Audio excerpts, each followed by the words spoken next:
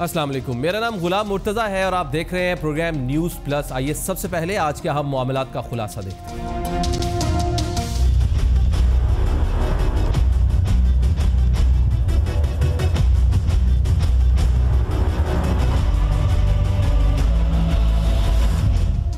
जाली डिग्री, दोहरी शहरियत के बाद रुकने पार्लियामेंट पर अकामा का बड़ा चेक लगने की नौबत आ गई है। पनामा के हंगामे ने अकामा के हंगामे को जन्म दे दिया है। पाकिस्तान के मुदब्बिर हलकों में इस बात की बहस चल निकली है कि अकामा अगर छुपाना जुर्म है तो अभी कितने मेंबर पार्लियामेंट ने अपने अकामाजात शो किए हैं। न्यूज़ प्लस में इसी बनती हुई बहस पर बात करेंगे। इमरान खान पर तौहीन अदालत का फैसला, निहाल हाशमी पर तौहीन अदालत, इमरान खान के बैरून मुल्क फंडिंग की तफसीलात का केस, वजीर आजम और उनकी फैमिली से मुतालिक पनामा केस, पूरे पाकिस्तान के सियासी माहौल जोड़ तोड़, नई हिकमत अमलियों का दारो मदार सुप्रीम कोर्ट के बड़े फैसलों से जुड़ा हुआ नजर आ रहा है। आने वाला सियासी मंजरनामा होगा क्या, इन्हीं फैसलों से तज्जिया करना होगा।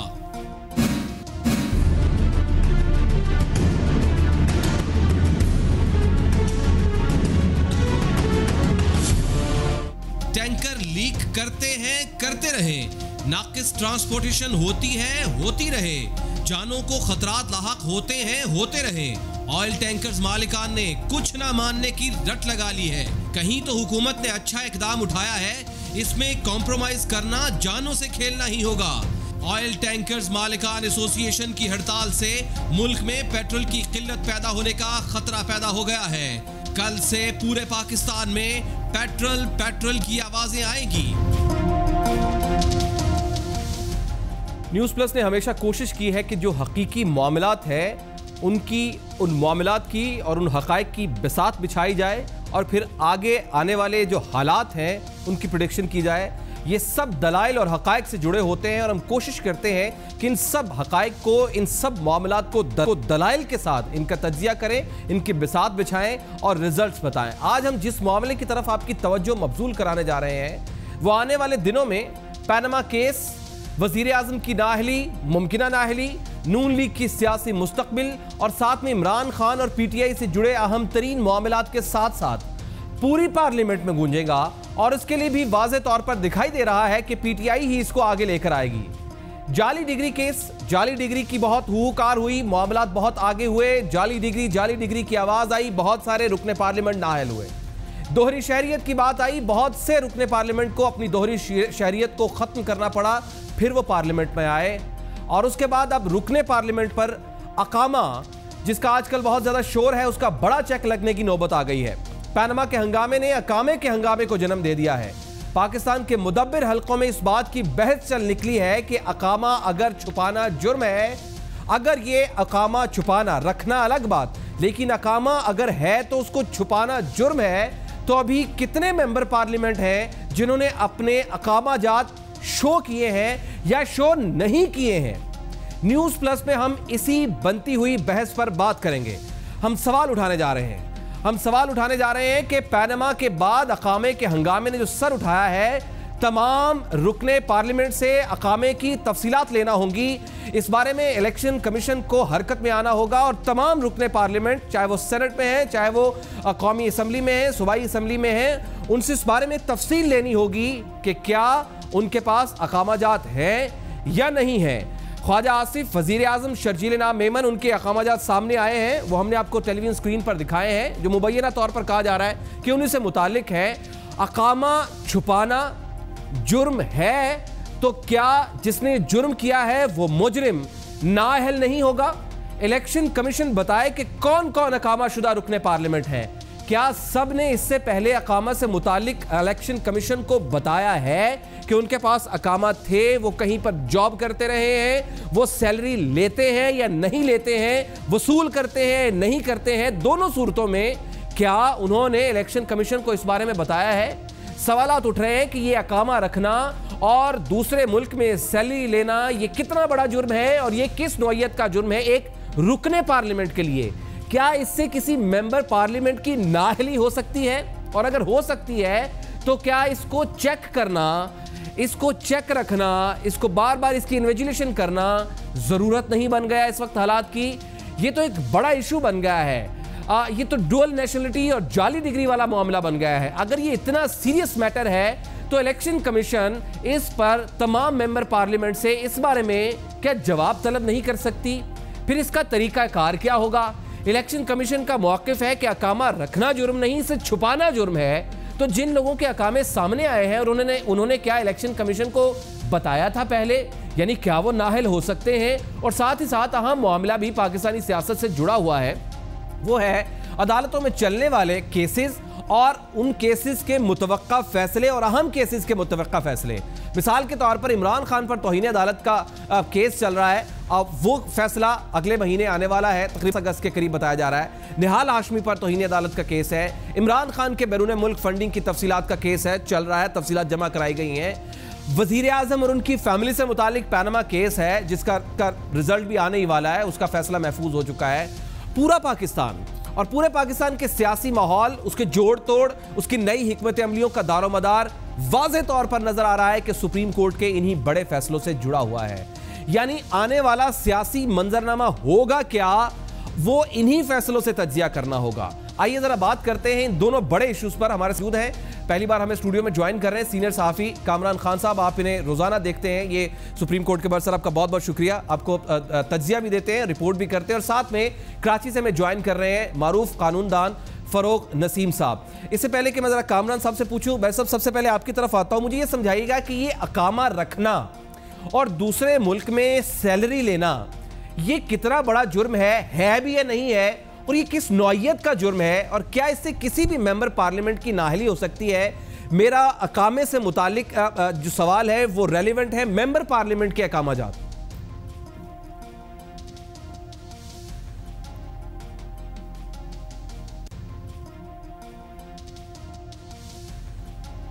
देखिए, जो अकामा से रखना जो है ना, कोई बुरी बात नहीं है। ये उसी तरह है कि अगर किसी के ग्रीन कार्ड है, किसी की रेजिडेंस है किसी मुल्क में, तो वो कोई इशू नहीं है। असल चीज़ ये है डुअल नेशनैलिटी। डुअल नेशनैलिटी अगर नहीं हो तो इकामा या ग्रीन कार्ड वगैरह से कोई प्रॉब्लम नहीं है। प्रॉब्लम वहाँ आती है कि पार्लियामेंटेरियन ने अगर सैलरी ली हुई हो और उस सैलरी को डिस्क्लोज नहीं किया हो तो प्रॉब्लम है। ठीक है, यानी आपने ये नहीं डिस्क्लोज किया, इलेक्शन कमीशन का जो फॉर्म होता है उसमें डिस्क्लोज करना होता है कि आप क्या काम करते हैं, आपका पेशा क्या है। तो उसमें अगर आप सैलरी ले रहे हैं तो आप बताएंगे कि जी मैं सैलरी भी लेता हूँ, मैं बिजनेसमैन भी हूँ, या मैं फलां काम करता हूँ, मैं एग्रीकल्चरिस्ट भी हूँ, वगैरह वगैरह। और अगर आप ये नहीं करते तो फिर इसका मतलब ये है कि आपने अपनी इनकम जो है, सैलरीड इनकम जो है, वो छुपाई है। अच्छा, अगर बाज़ लोग ये कहें कि जी हमने तो ये सैलरी एक्चुअली में ली नहीं, हमने तो ये दिखाने के लिए की है, तो दरअसल एक ये प्रोटेक्टरेट डिपार्टमेंट है गवर्नमेंट ऑफ पाकिस्तान का, तो वहाँ जब तक उसका इंदराज नहीं होता तो ये इकामा वगैरह नहीं होता। तो एक तो फिर ये साबित करना बड़ा मुश्किल होगा कि आपने सिर्फ ऐसी झूठ मूठ आपने ये कर दिया सिर्फ इकामा लेने के लिए। लेकिन अगर मैं ये आगे जाता हूँ, ये कहता हूँ कि आपने ऐसे ही कर दिया, एक्चुअल सैलरी नहीं ली, तो फिर आपने झूठ बोला वहाँ की गवर्नमेंट से इकामा लेने के लिए। और अगर आप पार्लियामेंटेरियन हैं तो 62-63 जो है वो सिर्फ ये नहीं है कि आप सिर्फ पाकिस्तान में सच बोलेंगे, आपको तो पूरी दुनिया में सच बोलना है। पार्लियामेंटेरियन है आप पाकिस्तान के, आप वहाँ झूठ बोल रहे हैं कि मैंने सिर्फ फैसिलिटी के लिए गलत दिखाया कि मैं सैलरी ली है और फिर उस पर इकामा ले लिया। तो ये दोनों तरफ आदमी फंसता है, ये दोनों तरफ गलत है। यानी हम ये कह सकते हैं कि एक बड़ा इशू बन गया। कामरान साहब, एक सबसे पहले तो हमें ये समझाइएगा कि ये जिस मामले की तरफ हमने इशारा करवाया है, जिसका हमने इनिशिएटिव लिया है, ये कितना अहम है? वहाँ सुप्रीम कोर्ट की राहदारियों में बाकी जो आपके सीनियर सहाफ़ी साथ में होते हैं वो क्या सोचते हैं, वो इस बारे में चहमगोइयाँ क्या हो रही हैं? क्या ये डिस्कस होने वाला मैटर है भी या नहीं है? क्या ये वाकई एक बड़ा मैटर अब बन रहा है? जी शुक्रिया मुर्तज़ा साहब। सबसे पहली बात तो ये है कि इसको भी आपको जो ड्यूल नेशनलिटी वाला केस आपको याद होगा, दोहरी शरीयत वाला, वो बराह रास्त सुप्रीम कोर्ट में केस आया था। ठीक है, और सुप्रीम कोर्ट में उस वक्त के चीफ जस्टिस इफ्तिखार मोहम्मद चौधरी साहब ने उस पर एक स्वीपिंग उन्होंने जो है ना वो ऑर्डर्स जारी किए थे। यानी यहाँ तक मुझे याद है कि बाज़ केसेस में उन्होंने पार्लियामेंटेरियंस को ये कहा कि न सिर्फ ये कि आप डिस्क्वालीफाइड हैं, नाअहल हैं, बल्कि आपको जितनी आपने अब तक की सैलरीज़ और पर्क्स एंड प्रिविलेजेस मरात ली हैं वो तमाम की तमाम उनको हुक्म दिया कि वो भी वापस की जाए। तो इतना ज़्यादा सीरियस ऑफेंसेस को गिना गया। वजह क्या थी? वजह ये थी कि जब आप अपने गोशवारे जो नॉमिनेशन फॉर्म्स हैं वो जमा करते हैं, वो जब फाइल करने लगते हैं उसके अंदर बहुत जो है ना वो नपी तुली लैंग्वेज में आपसे पूछा जाता है कि आपसे हलफ लिया जाता है बाकायदा कि जी मैं ये जितनी भी इंफॉर्मेशन मैंने दी है, जो इसमें लिखी है, जो तलब की गई थी, ये तमाम कवायद जो हैं ये हर सूरत में कंप्लीट हैं और करेक्ट हैं to the best of my knowledge. ये एक किस्म का हलफनामा होता है जिसके नीचे साइन करने पड़ते हैं कि ये जो भी इंफॉर्मेशन दे रहा हूँ मुकम्मल, यानी अगर आपने उसमें अकामे का लफ्ज़ नहीं डाला या अकामा आपने शो नहीं किया तो इसका मतलब है आपने इनकम्प्लीट इन्फॉर्मेशन दी है। चाहे वो अकामे की अलहदा से आपसे इंक्वायरी की गई हो या ना पूछा गया हो, चाहे उसका कोई अलहदा कॉलम हो या ना हो, लेकिन जब आप ये इन्फॉर्मेशन छुपाते हैं तो ये कंसीलमेंट ऑफ फैक्ट्स आता है और ये यानी आपने हकाइक छुपाए और आपने इनकम्प्लीट इन्फॉर्मेशन दी, नामुकम्मल इन्फॉर्मेशन दी और फिर यहाँ साइन कर दिए नीचे कि जी मैंने तो अपनी तरफ से पूरी इन्फॉर्मेशन, तो ये कंसीलमेंट ऑफ फैक्ट्स के ज़र में आता है। बिल्कुल इसकी पकड़ हो सकती है। ठीक है। और अकामे की एक दिलचस्प बात बताऊं आपको कि ये भी एक तरह से डुअल नेशनलिटी का केस बनता है। वजह सही है, वजह ये कि बाहर के सारे मुल्कों में तो इमिग्रेशन होती है, वहाँ डुअल नेशनलिटी भी आपको मिल जाती है। यूएई में कोई सिटीजनशिप आपको नहीं देता, वहाँ सिर्फ अकामा ही मिलता है और उसके यही तरीके हैं कि वहाँ का कोई जो है ना आप या तो बिजनेस शेयर होल्डर हो या आपका कफील हो वहाँ पर, उसके बगैर ये अकामा भी नहीं मिल सकता। सही।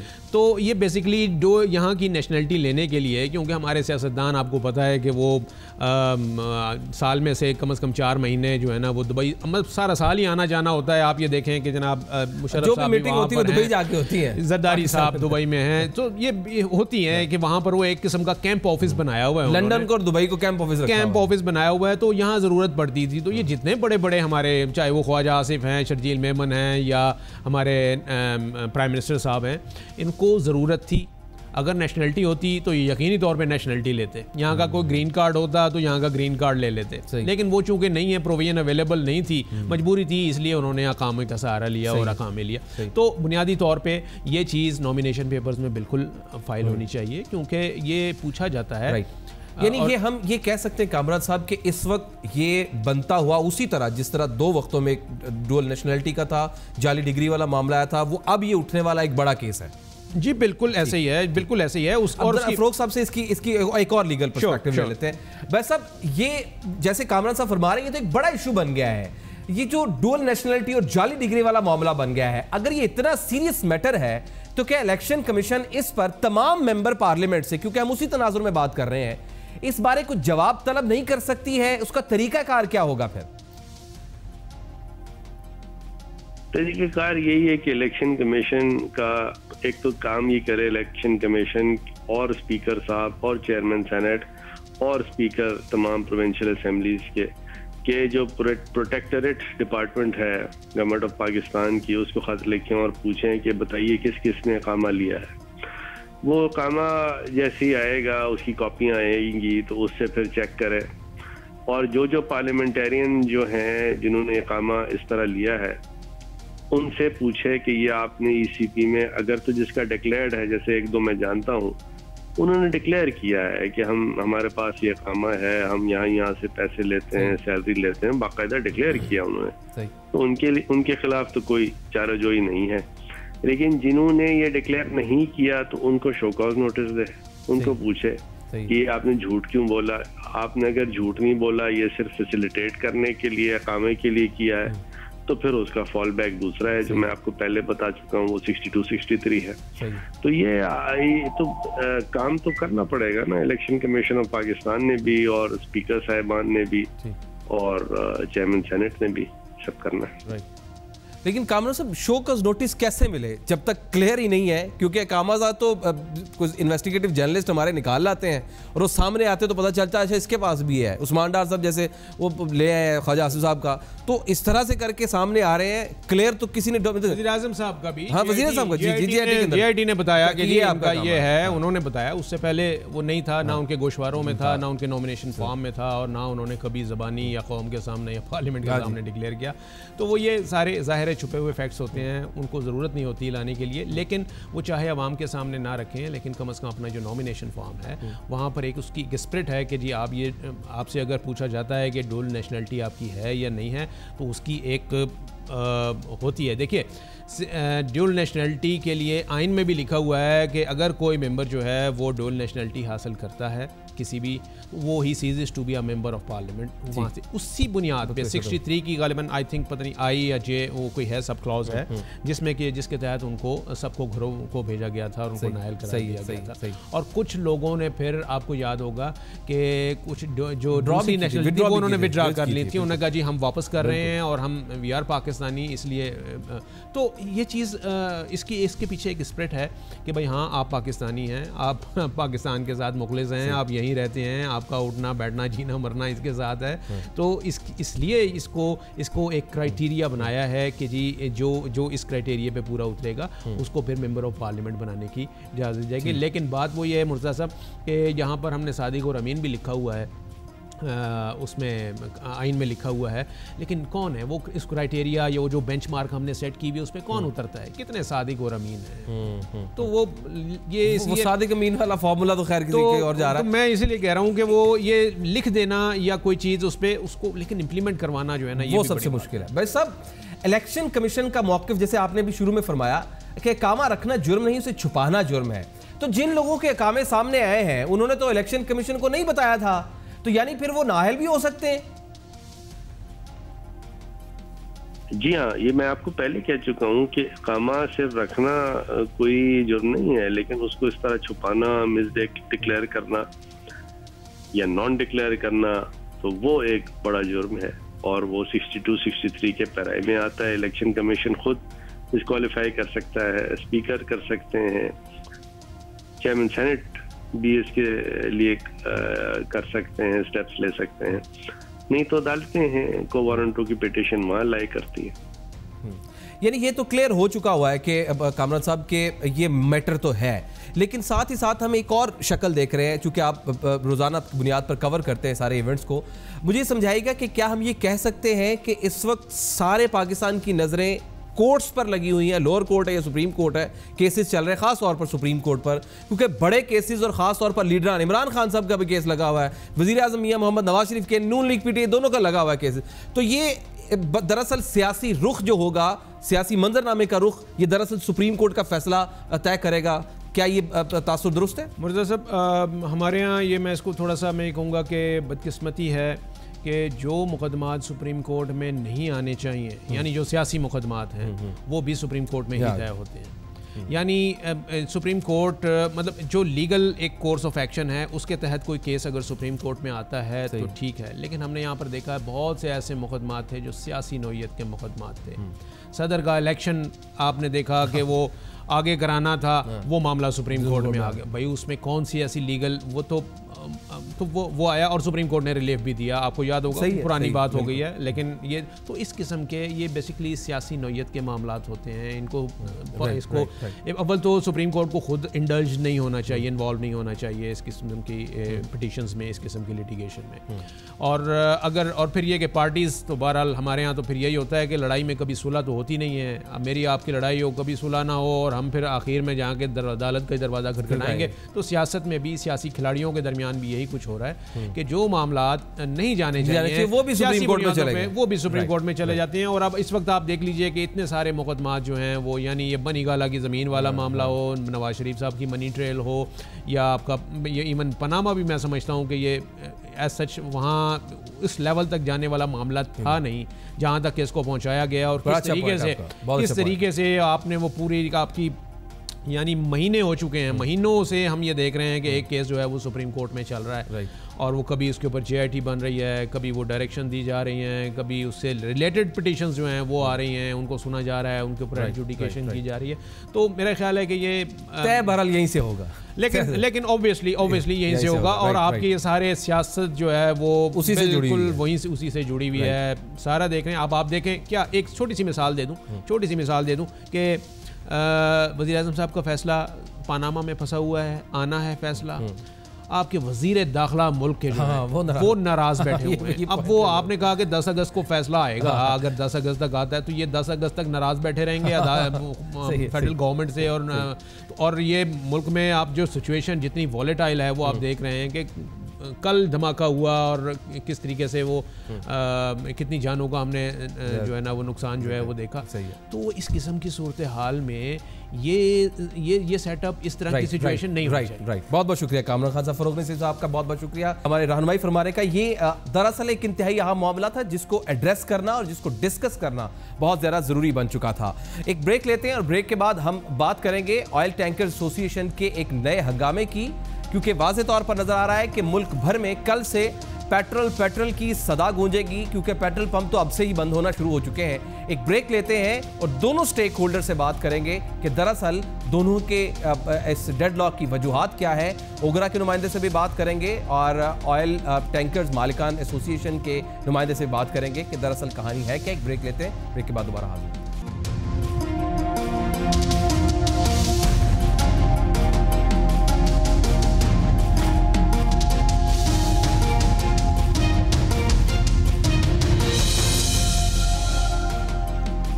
सालेहा अहमदपुर शर्किया हुआ, कई जाने गई और उसके बाद फिर जो ऑयल टैंकर्स थे उनकी रसद, उसकी ट्रांसपोर्टेशन पर कई सवालात उठे। उसके बाद फिर मोटरवे पुलिस समेत दीगर सरकारी इदारों ने सख्ती शुरू की और इस सख्ती के बायस ऑयल टैंकर्स एसोसिएशन ने मुल्क भर में तेल सप्लाई मुअत्तल करने का ऐलान कर दिया और ये ऐलान आज तक कायम है। आज all Pakistan oil tanker association और वजारत पेट्रोलियम के दरमियान मुज़ाकरात हुए और वो मुज़ाकरात नाकाम हो गए।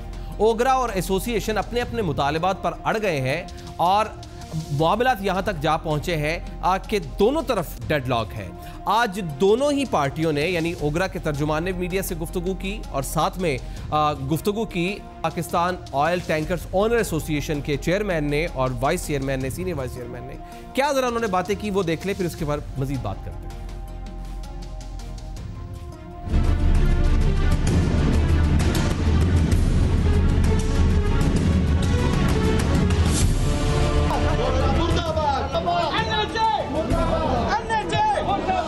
हमारे ऑयल रूल्स जो हमारे ये नोटिफिकेशन है, हम इसको रिकंसिडर करने को तैयार हैं। कोई ऐसा मसला नहीं है, हमारे साथ आए, बैठे, बात करें। उसका बात कर रहा है, हम तशद्दुद नहीं मानेगा, हड़ताल हमारा जारी सारी है।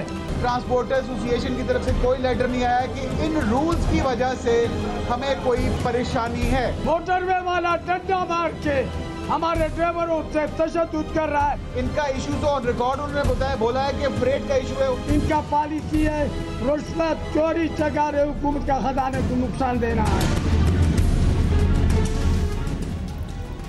दोनों ने एक दूसरे पर इल्जामात लगाए हैं और वो इल्जामात दोनों हद तक, कुछ हद तक ठीक दिखाई दे रहे हैं। दोनों ही बातें जो कर रहे हैं वो बात कुछ हद तक ठीक कर रहे हैं, समझ आती है। लेकिन जहां पर कन्फ्यूजन है वो कन्फ्यूजन है कि ऐसे क्या मामलात हैं जिसकी बुनियाद पर हम ये कहें कि आइंदा के बाद जानों का नुकसान नहीं होगा, कोई ऑयल टैंकर उल्टेगा नहीं, किसी का एक्सल नहीं टूटेगा, किसी के ड्राइवर को नींद नहीं आएगी और वो नशे की हालत में नहीं होगा और ऑयल टैंकर किसी के साथ टक्कर नहीं खाएगा, या ऑयल टैंकर की जो जिस्ट है और उसकी हैयत है, जो उसकी पूरी मैन्युफैक्चरिंग है, उसकी जो क्वालिटी है उस पूरे कंटेनर की और उस पूरे रोड के ऊपर जाने की, वो ठीक होगी। इसके लिए हमने दावत दिया है। हमारे साथ दोनों स्टूडेंट्स मौजूद हैं। ओगरा के तर्जुमान इमरान गजनवी साहब हमें ज्वाइन कर रहे हैं और साथ हमें ज्वाइन कर रहे हैं शम्स शाहवानी साहब जो कि सीनियर वाइस चेयरमैन है ऑयल टैंकर्स ओनर्स एसोसिएशन के। आज आप उन्हें टेलीविजन स्क्रीन पर देखते भी रहे।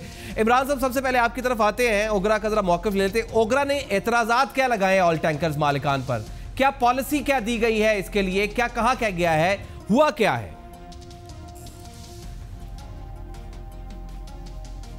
देखिए, एक तो मैं एक क्लैरिटी आपको दे दूं कि जो ऑयल टैंकर्स हैं वो उनको हम रेगुलेट नहीं करते।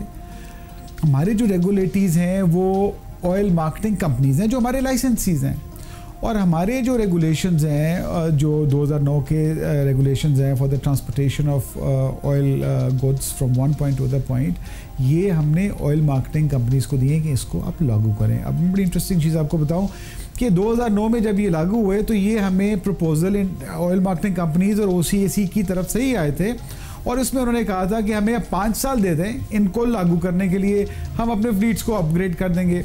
तो आज 2017 आ गया, 3 साल इसके ऊपर चले गए, और आज तक ना तो कोई OMC हमारे पास आई वापस कि जी ये बड़े स्ट्रिंजेंट आपके लॉज हैं, हम इनको कंप्लाइंस नहीं कर सकते, ना ही कोई ऑयल टैंकर एसोसिएशन वाले आए, ना ही कॉन्ट्रैक्टर एसोसिएशन वाले आए कि जी आप हमें बताइए ये बहुत स्ट्रिंजेंट लॉज हैं, हम कर नहीं सकते।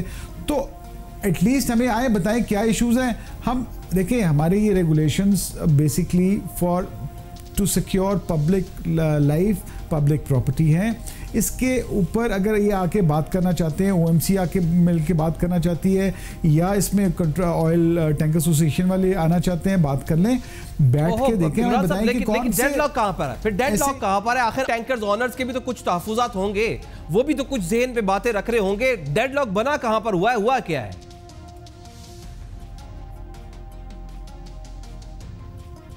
देखें ऑयल टैंकर एसोसिएशन वाले कहते हैं कि जी हमारा फ्रेट बढ़ा दें, तो वो ऑयल मार्केटिंग कंपनीज ने करना है, उसमें ओगरा का तो कोई काम नहीं है। हाँ, उसको हम इन्होंने हमें एक एप्लीकेशन दी थी, उसको हमने OCAC का टेकअप किया, वो हमारे पास आई है, हम रिव्यू कर रहे हैं और वो बड़ी जल्दी रिजॉल्व हो जाएगा। बाकी वो कहते हैं कि जी वो क्वाड टनल से वो उनका वो टैंकर को गुजरने नहीं दे रहे, वो हमारा प्रॉब्लम नहीं है, they can take up with the relevant agencies.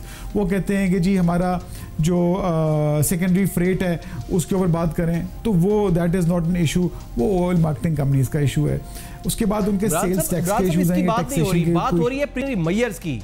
उसके लिए क्या कहा गया है? मामला जानों का है, जब ये सड़क पर आते हैं ऑयल टैंकर्स, तो क्या उसके ऊपर कोई बात हुई है? उस पर क्या तहफुजात है उनके? क्या वो ये कहते हैं कि जाने जाती हैं तो जाएं, हम इसी तरह ट्रक ट्रॉलर चलाएंगे, है क्या? इस पर क्या मामला है?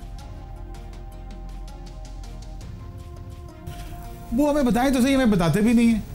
वो कहते हैं कि जी वेट जो टैंकर है उसका वेट का जो इशू है, वो एक्सेल बढ़ाना या काम करना वो हमारे इख्तियार में नहीं है, वो नेशनल हाईवे अथॉरिटी की ऑर्डिनेंस है, वो उसमें उन्होंने वो बताना है। सो बेसिकली आके हमें बताएं कि हमारे जो रेगुलेशंस हैं उनमें क्या उनको प्रॉब्लम है, वो आके हमसे बात कर लें। हाँ, अगर OMCs ऑयल मार्केटिंग कंपनीज उनको ब्लैकमेल कर रही हैं, अगर हम उनको जुर्माना करते हैं OMC को और वो उनको जुर्माना करते हैं, ऑयल मार्केटिंग ऑयल जो कॉन्ट्रैक्टर्स एसोसिएशन है या जो ऑयल टैंकर एसोसिएशन है, उनको अगर कोई शिकायत है ऑयल मार्केटिंग कंपनीज के बारे में जो हमारे रेगुलेटरीज हैं, तो हमें बताएं, हम बैठ के उनके साथ उनको इंसाफ भी दिलाएंगे और उनकी बात भी सुनेंगे। राइट, मेरे साथ रहेगा साहब।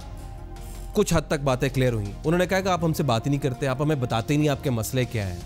क्या हम इस बात को ये समझें कि जाने जाती हैं जाएं, आप उसको ठीक नहीं करेंगे, क्या ये समझें? देखिए, गुजारिश है कि 5 साल से हम लेटर भेज रहे हैं, ओगरा चेयरमैन हमें ये बताए कि 5 साल में एक लेटर का जवाब हमें दिखा दे। ठीक है, हम कसूरवार हैं कि हम पॉलिसीज़ पे चलते नहीं हैं, हम माफिया है, मुख्तलिफ नाम दिए जाते हैं, ठीक है ना। ये जो वाक़या हुआ है, सबसे बड़ा ज़िम्मेदार आपको पता है ओगरा है। क्यों ओगरा है? अगर ओगरा एक ये हादसा जो हुआ था अहमदपुर शर्किया वाला, ये कुदरती अमरता हादसा था। ये हमारे ड्राइवर्स और ये जो आए थे, हमारे ड्राइवर्स को मार के वो बेचारे को वो मर गया, आज तक उसका मुआवजा नहीं मिला है। और 1 करोड़ का गाड़ी होता है जो कंपनियों ने इंश्योर्ड किया है, तेल के मिल गए, हमारे ड्राइवर्स को मुआवजा 1 रुपये नहीं मिला है, उसका मैं मजम्मत करता हूँ। और उसके बाद 1 करोड़ का गाड़ी जो कि ये कह रहे थे कि स्टैंडर्ड के मुताबिक नहीं है। एक मिनट शम्स साहब, मुझे बताएं, 2 सवालों का जवाब दें। क्या इस वक्त पूरे पाकिस्तान में कोई एक भी ऐसा ड्राइवर है जिसका कभी आपने डोप टेस्ट करवाया हो, और कोई एक भी ऐसा ड्राइवर है कि जो किसी भी तरह से कोई ड्रग ना लेता हो, चाहे वह नस्वार की सूरत में हो?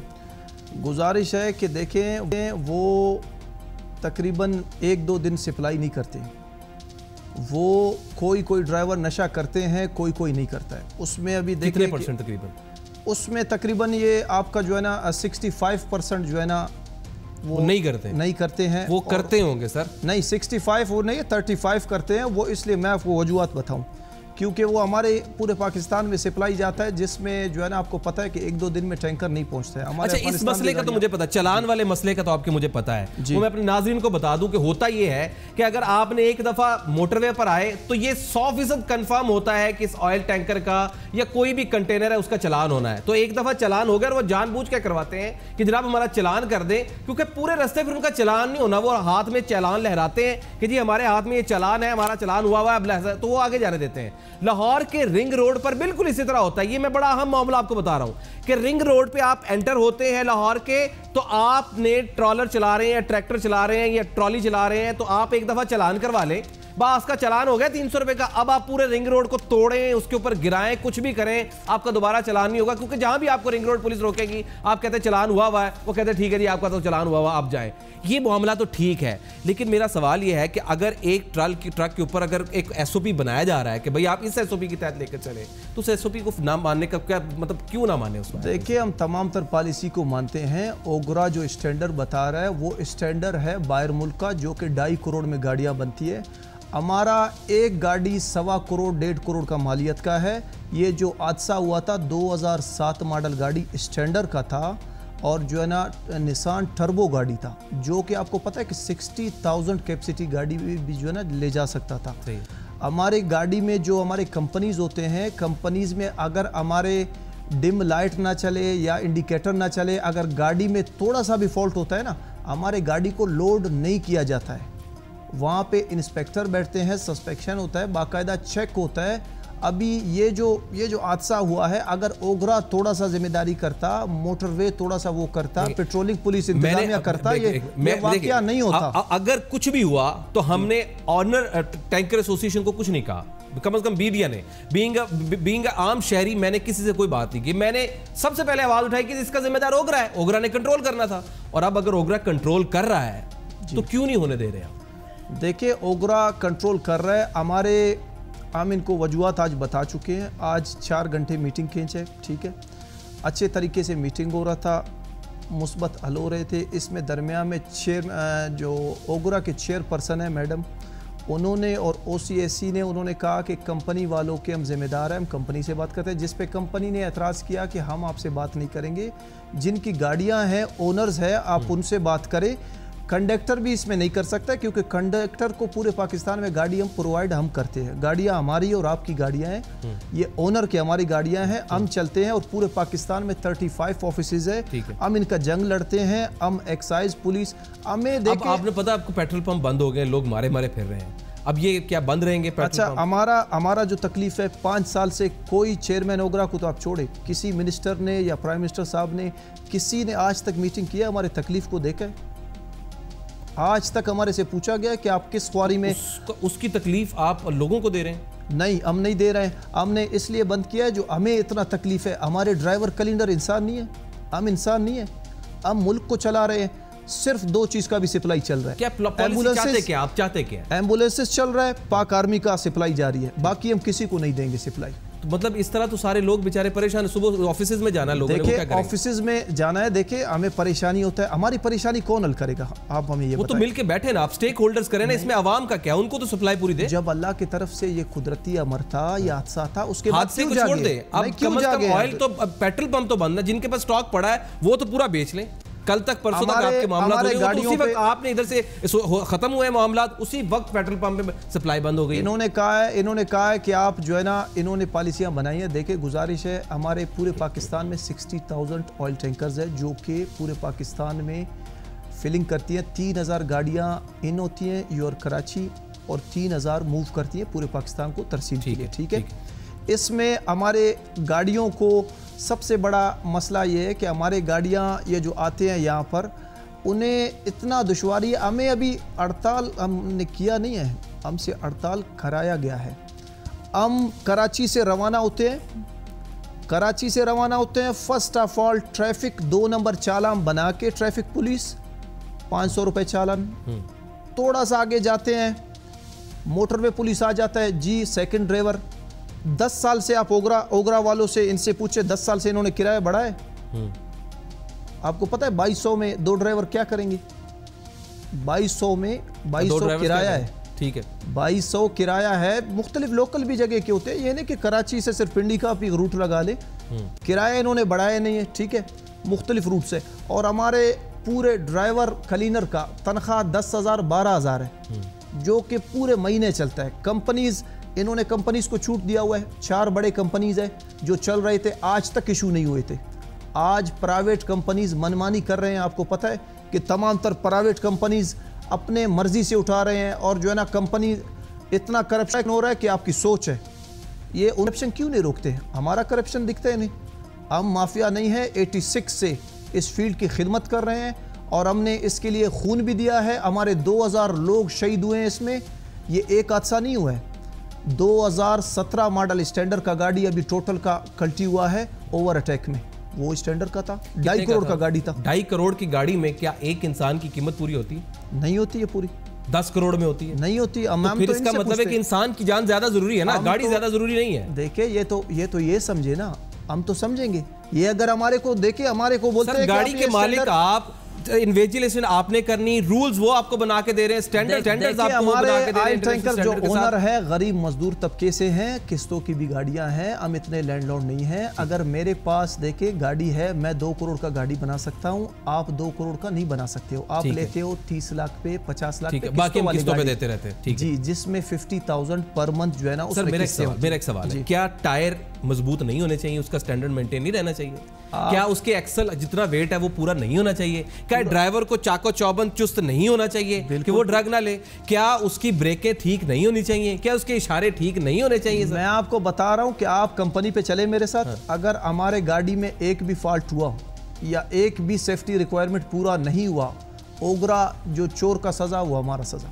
तो जो अभी टैंकर उल्टा है उसके तो बहुत सारे डॉक्यूमेंट्स ही क्लियर नहीं निकले। क्यों क्लियर नहीं है? मैं उसके ओनर को ले आऊंगा, ओनर के इतना बड़ा फाइल है अभी कराची में। अगर आप बोलते हैं मैं कल बुलाता हूं उसको, हर चीज़ उसका डॉक्यूमेंट्स हुआ है, ठीक, स्टैंडर्ड का गाड़ी है, उसका फिटनेस बराबर है, उसको सारे हर चीज़ उसका जो है ना बराबर है। अगर एक चीज़ उसका बराबर नहीं है, उसका आपको पता है 1 करोड़ का नुकसान हुआ और ड्राइवर तक कोई पूछने तक नहीं गया। ठीक है, ये एक मसला तो है। इमरान साहब अगर ये हड़ताल कुछ और दिन रही में तो पेट्रोल की शॉर्टेज हो जाएगी, जो कि अभी तक नजर आ रही है।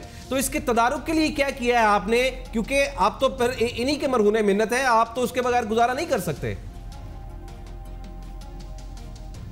देखिए, मिनिस्टर पेट्रोलियम और government of Pakistan is already looking into multiple options, लेकिन मेरा ये ख्याल है कि नौबत यहाँ तक पहुँचेगी नहीं। मैंने आपको बताया ना, जिस तरह की लीडरशिप इस वक्त मौजूद है मिनिस्ट्री में भी और ओगरा में भी, मेरा नहीं ख्याल सैनिटी विल प्रिवेल इंशाल्लाह। और हमारी जो इस वक्त टॉप लीडरशिप है, they are looking into it very seriously and with open heart. और मेरा नहीं ख्याल कि कोई इतना सीरियस मसला है, ये अननेसेसरी पैनिक क्रिएट किया जा रहा है इस वक्त। और मैं आवाम से भी दरख्वास्त करूंगा कि पैनिक में ना आए, इंशाल्लाह एक आध दिन में ये मामला रिजॉल्व हो जाएगा। ये तो कह रहे हैं कि कोई नहीं, एक कल पर ठीक हो जाएगा। देखिए ठीक, बिल्कुल आप एक हिसाब ज़रा लगा लें। ये कह रहे हैं कि आप एक एक्सल बढ़ा दें, आप एक एक्सल का 10 लाख रुपए खर्चा है, ठीक है, और ये कह रहे हैं कि छठ मंगनी पट ब्याह कर दें, ठीक है। हमारे 60,000 गाड़ियाँ बिलियन के हिसाब से आता है खर्चा, और उस पर हमारे पे ये किराया भी लगाते हैं। किराया बढ़ा दे, हमें लिमिट बता दे कि 6 मंथ फॉर 1 ईयर आप ये बढ़ा दे। हम जो है ना किराया बढ़ा रहे हैं, हम करने को तैयार हैं। सही है, बहुत अच्छी बात है। अगर करोड़ का गाड़ी बनता है हम 2 करोड़ का बना देंगे, सेफ्टी ओगरा का करेंगे, लेकिन ये कुछ करें। यानी ये बात तो है कि अभी गाड़ियां सेफ नहीं है, ये बात ठीक है। देखिए 14 हादसा हुए हैं, उसमें मुख्तलिफ हादसा है। जो कोटला जाम में हुआ था वो गर्मी की वजह से लीकेज से हुआ था। जो सिंध में हुआ था उसमें जो है ना एक जो गाड़ी वाला रक्शे वाला आया था, उसमें जो है ना बचाने की कोशिश करके वो एक्सीडेंट एक वो था। रोड एक्सीडेंट तो ज़ाहिर वो होता है, इसमें मुख्तलिफ हादसा है। आपको पता है 14 हादसा उसके बाद हुआ था। और अहमदपुर शर्किया वाला जो वाक़या है उसमें आवाम ने हमारे ड्राइवरों को कुचाल के 150 लोगों ने मस्जिदों में ऐलान हुआ है, और उनके लिए फिर भी हम बावलपुर गए हैं। हमारा प्रेस कॉन्फ्रेंस आपके मीडिया पे रिकॉर्ड है। हमने कुरान शरीफ फातिहा किया है, आज़ा मुसलमानी खुदा तरसी, और आज तक हमारा मुआवजा नहीं मिला है। और जिन्होंने पेट्रोल चोरी की, अमानत में ख़यानत की है। ठीक है, बहुत बहुत शुक्रिया शम्स साहब और इमरान गाजी साहब, बहुत शुक्रिया आप दोनों का। बहरहाल मामला सामने है, ऐसा नहीं है कि सिर्फ एक ही तरफ है मामला। दोनों इतराफ पे है। समझना होगा कि जो इतने पैसे इन्वेस्ट करता है उसके अंदर जो बैठा एक ड्राइवर है वो भी एक गरीब ड्राइवर है, और उसकी इंश्योरेंस होना और उसको फौरी तौर पर इंश्योरेंस के पैसे मिलना वो भी ज़रूरी है। सिर्फ एक फैक्टर नहीं है, रोड्स आपकी ठीक नहीं है। आप मुल्तान रोड पर चले जाएं, मुल्तान रोड के जो हालात हैं वो इतने अबतर हैं कि आप उस पर जब गाड़ी ट्रैवल करते हैं तो 500% तय होता है कि वहाँ हादसा होना है। आप मुल्तान रोड के ऊपर जब बावलपुर की तरफ जाते हैं या बावल नगर की तरफ जाते हैं तो वहाँ पर ऐसे ऐसे रोड हैं जिस पर कन्फर्म है कि रोजाना की बुनियाद पर वहां 1 से 2 हादसा होते हैं। इसका तदारुक करने की जरूरत है। लेकिन सबसे बड़ी बात यह है कि सारे मामले में पे सवाम रहे, क्योंकि कल सुबह मोटरसाइकिलों की और गाड़ियों की लंबी लंबी लाइनें लगनी है। किसी ने स्कूल नहीं जा सकना, किसी ने ऑफिस नहीं जा सकना, किसी ने यूनिवर्सिटी नहीं पहुंच सकना, और इस सब का जिम्मेदार ये दोनों ही स्टेक होल्डर्स हैं, जो ओगरा है या ऑयल टैंकर्स ओनर्स एसोसिएशन है, क्योंकि इनके मामलात अगर तय हो जाएंगे तो यहाँ भी सुकून हो जाएगा। ये बहुत ज़रूरी है। बहरहाल कुछ समझना और इसके लिए इंटरवीन करना ख़ास तौर पर हुकूमत को बहुत ज़्यादा ज़रूरी है। अपना गिरदोनवा का बहुत सा ख्याल रखिएगा। अल्लाह ने